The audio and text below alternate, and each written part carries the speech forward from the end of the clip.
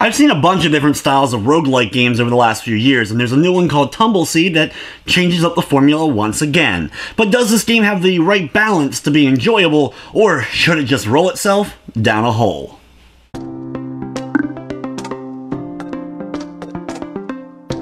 Tumbleseed is a very interesting game. It combines the roguelike experience with a unique balancing system. In Tumbleseed, you're playing as a seed, with your goal being to make it to the top of the mountain, to fulfill prophecy, and get peace back to the land that you're from. There's a decent amount of variety when it comes to the seeds that you get to play as. You'll unlock new abilities with these seeds as you progress through the mountain, being able to switch on the fly for whatever situations end up coming up, such as the main seed that I play as a lot, the flag seed, which allows you to kind of plant checkpoints along the map, so that if you end up falling down one of the game's many pits, you'll end up going back to that previously set flag. You'll have a variety of ones that can attack other enemies with either stone weaponry around them or explosive powers with bombs. You can also find new items throughout the course of the game that can kind of attach to you and help you progress as well, such as the ability to drop mines every few seconds to try to take out some of the evil enemies coming your way. The way that the game is controlled, though, is what ends up making it stand out.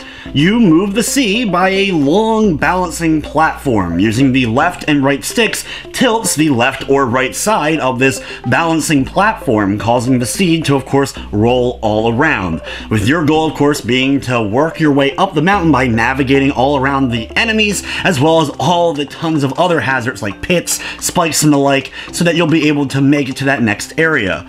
The issue is, though, you have a limited number of health at your disposal, and when it runs out, it's game over and you're starting back from the bottom. Because of this control style, it gives the game a unique feel, that's for sure, but it's going to end up being frustrating for a lot of gamers out there to try to get the hang of this system overall. It took me a while to kind of get the hang of the controls, and even as I made it farther into the game, the new hazards and types of enemies that became more aggressive, it became harder and harder to be able to actually maneuver around them, leading to plenty of frustration. And even once you get a handle of the control, since it is that roguelike, procedurally generate style of game, every time you make it to an area, it ends up changing up in its layout. Hole placements, enemy placements, and other hazards make the game always feel fresh, that is for sure, but you're never going to fully have confidence. There is a bit more, though, than just traveling up the mountain. There are villages along the way for some townspeople that you'll be able to meet and interact with. There's side missions to kind of complete, as well as, even when you're in the main levels themselves, you'll find these pits that you'll be able to go down into, which kind of work as these temple-like things where you'll either have trials for certain types of seeds or be able to exchange seeds for other ones. However, even with everything going on in the game, it is still relatively short. There's a few areas to go through, and with a little bit of luck and decent grasp of everything, you can beat the game easily in less than a half hour. In fact, there's a trophy for beating it in under 15 minutes. Though this is the kind of game, with its random generation, that you may want to keep playing if you end up enjoying its gameplay.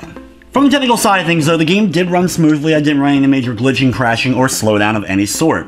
Tumbleseed is available now on the PlayStation 4, Nintendo Switch, and PC for $14.99. If you're on the PS4, it does not feature a full trophy list or a platinum. Overall, Tumbleseed is one of those games that there's going to be people out there that really end up digging the gameplay and want to keep playing it over and over again. Thankfully, they mix things up by having daily challenges for you to go after as well, which adds a little bit more replayability to the experience.